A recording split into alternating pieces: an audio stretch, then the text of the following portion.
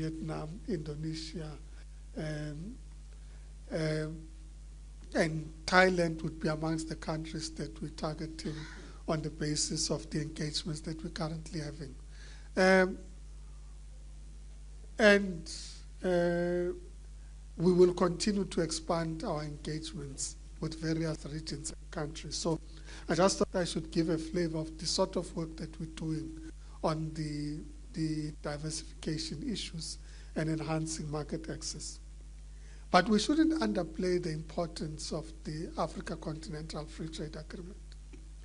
In fact, you know, when we talk about export and having China, the EU, and the US as our biggest trading partners, it is on the basis of, in fact, them either as a bloc, the EU, or China and the US as individual countries.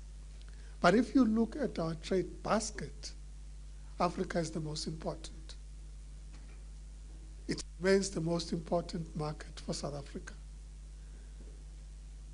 There's a Council of Ministers in September that would be looking at how we enhance the work that we're doing at the back of the AfCFTA, and we place particular emphasis in that regard. And sometimes you might not always relate to it because it is not big ships that move off ports that go into our neighboring countries.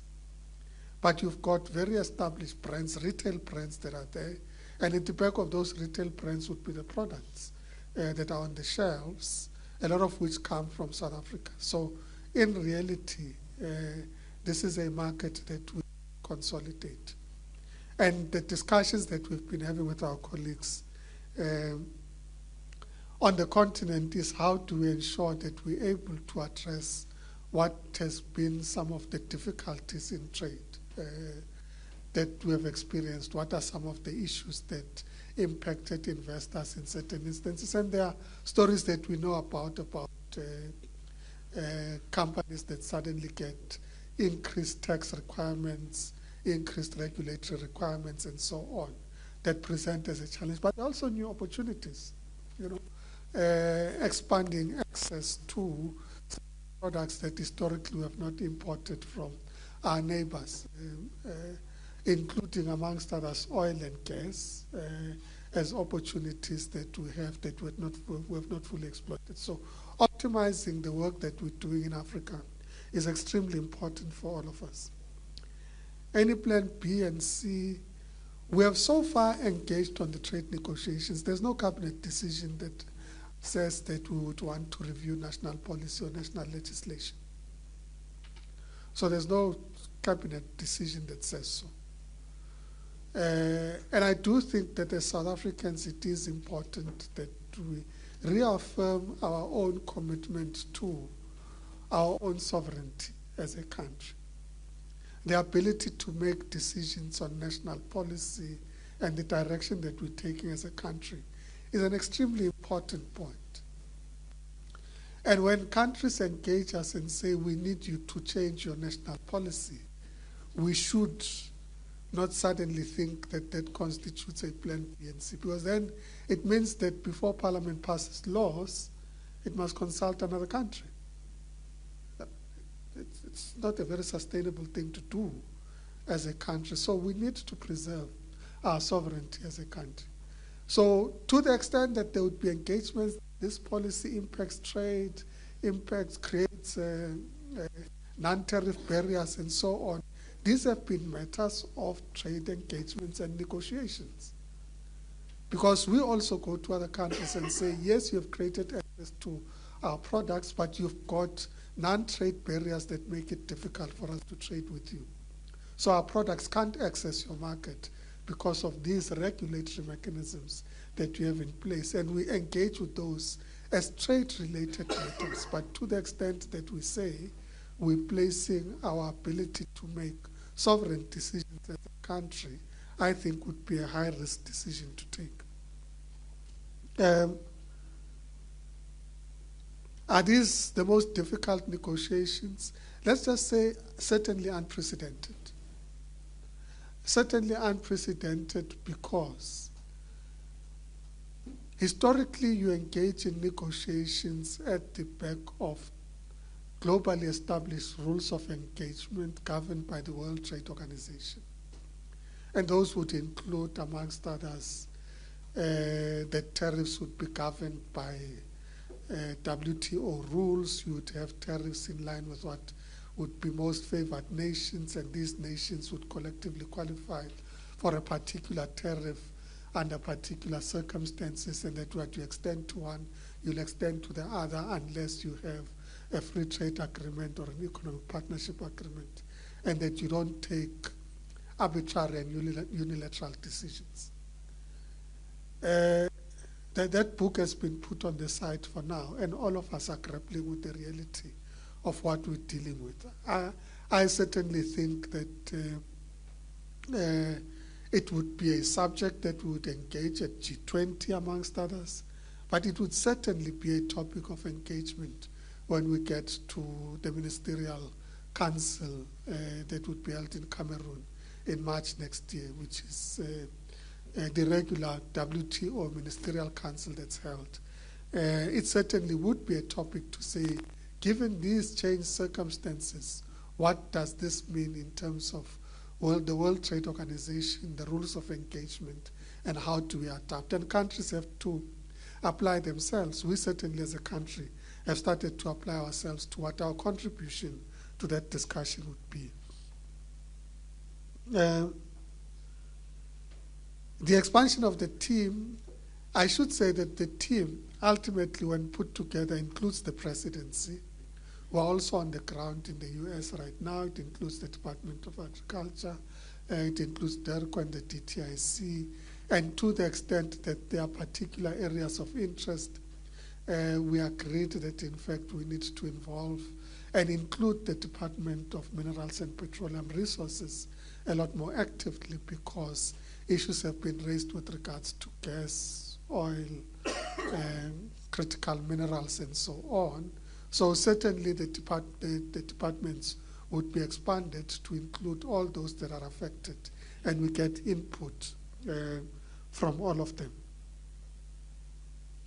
Will it be submitted today? Yes, it will be submitted today. As I said, we had engagements with them through our own representative who was there, the Chief Director for Bilateral Trade, who is in the US right now.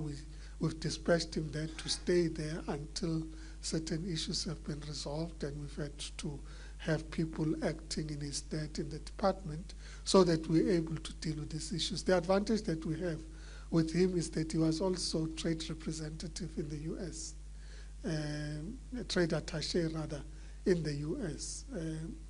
So he's got direct knowledge of the market, the issues, the environment, and so on. So he's there dispatched since the beginning of last week, and he is engaging actively, both at the level of the administration, but also as Congress resumes, it would also be at the level of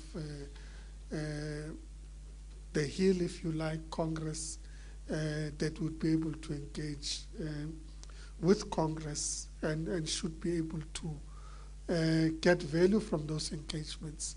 And to the extent that we would need to dispatch even the directors general whenever necessary, the ministers whenever necessary, we stand ready to dispatch all capacity that we have at the point that we need to dispatch that. But as I said earlier, we're also dispatching this capacity all over the world to open certain markets. But I don't think that there could be any doubt about the importance that we attach to our continued trade and relationships with the United States. With regards to the 10% BRICS tariff, it has not been presented as a direct option yet. It was mooted rather. I would have preferred muted, but mooted rather, as a point that could be under consideration, but it hasn't been put officially on the table. Therefore, we have not factored it in as a number. At this point, we're dealing with the numbers that the US has published. I think Kamel, I've covered everything, and Minister Steenhuisen had earlier covered the other issues. Thank you very much.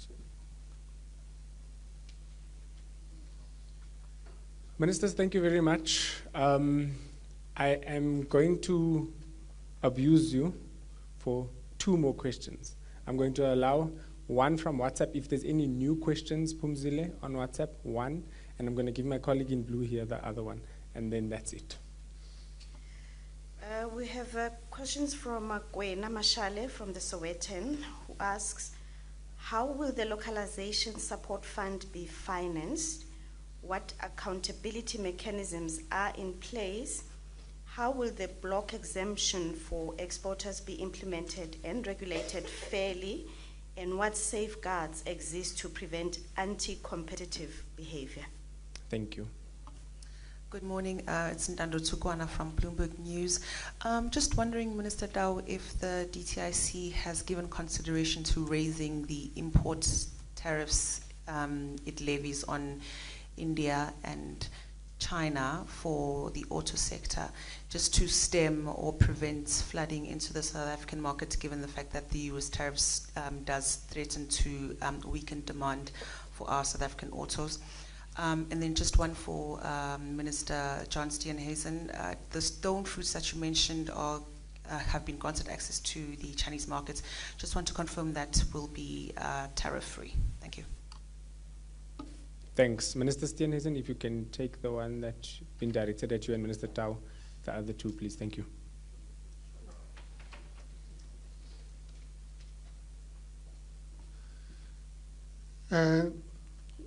Thank you very much. The Localization Support Fund exists already and has been financed through certain competition agreements that have led to investment in localization. So some of the public interest investments have gone into the Localization Support Fund. It functions as an NPO and as a governance system, and we have a mechanism of engaging with them with regards to the work that they are doing. And in this instance, we have engaged them to ensure that we're able to bring those resources and capability on board to implement the mitigation measures. But it's not limited to those. It also includes broader localization issues that need to be pursued and implemented. The block exemption will be published for public consultation, and the final design and conditionalities attached to the block exemption would come out of the public consultation process. But as we publish, we would indicate what would be covered in the block exemption, so we're not giving companies carte blanche. And we're also cognizant of the response on the other side, because remember, our trade partners would also be concerned that, in fact, and if we don't do it well, it could be perceived as enabling collusion. In this instance, it is about consolidating the efforts that we can put together to address the challenges that we have, but we also have to protect the competition environment in our country. So when we publish, those safeguards would be put in place, and of course industry and stakeholders would be able to contribute to that discussion. With regards to Chinese and Indian auto, it is a discussion that we're currently having with the intention, in fact, of taking a less punitive approach, but rather taking a more proactive approach of getting some of those products manufactured in the country. You know that bike is already in the country. Many of them have expressed interest of establishing in the country. They are making contributions to the process currently underway to review the APDP, which is the policy framework on the automotive industry that we've put in place. It's currently under review, and they are making contributions in this regard. We engage directly with both their countries, but also individual companies about this and measures that would put in place. Could the measures include tariff measures? I'm not going to preempt what the actual decision is going to be in this regard. I think we'll get to that point at the point at which we finalize the revised automotive development program, so to say, so development program. So it is our intention to accelerate the policy development process and related instruments in the implementation of the AP2P. Who am I disadvantaging now? Okay, thank you. So yeah, I think I've covered the issues around the auto. I should say that we spoke about the Chinese, but in the next 2 weeks we'll also be engaging with both Japan and India. You would know that Suzuki has had a great presence in the country right now, and we will be visiting, and they're exporting from India. So whilst it's a Japanese company, they are exporting from India into the South African market. So we'll be touching both the parent company and the company that's exporting into the South African market to see how we can cooperate and collaborate on the basis of seeking to attract them as an investor into our country. So we're not wielding the stick as a starting point. We start with the carrot and then balance it with the stick. Thank you.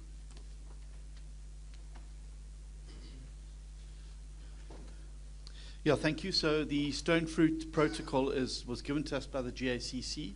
It's going through our processes domestically, FOSAD and our phytosanitary department as well. And I said we'll hopefully sign that at the sidelines of the G20 Agri next month, which I think will be a significant step forward. As it relates to tariff-free, we are still obviously, after the announcement by the Chinese, are still exploring the avenues of the tariff-free and what it means and what the implications are. But obviously, this is a product that the Chinese really want from us, and it certainly, even if there is a tariff, it would likely be an incredibly favorable one, much like the other tariffs that they have provided us with. We're obviously continuing to engage China on other tariffs, things like wine, etc., and what the implications of the zero import tariff would be for those particular sectors as well. But we're still obviously, I think, through DTRC and the other and DIRCO are still processing what it actually means around the zero tariff regime, and obviously we'll hope to make an announcement of it into the future. Thank you. Ministers, colleagues, thank you very much for a great briefing. We're going to allow the ministers to get back to work so that the headlines are not unkind to them tomorrow, that they were spending time in front of the media instead of working. But no, unfortunately, there are pre-existing engagements that the ministers have to get to. So we'll allow them to take leave with their teams, and then colleagues can leave thereafter. Thank you very much.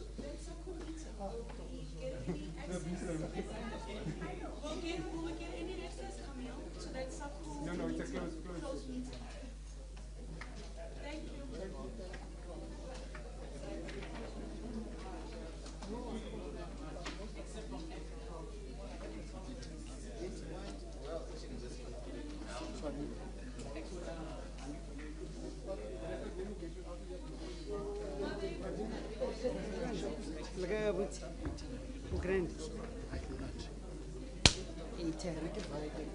Oh yeah.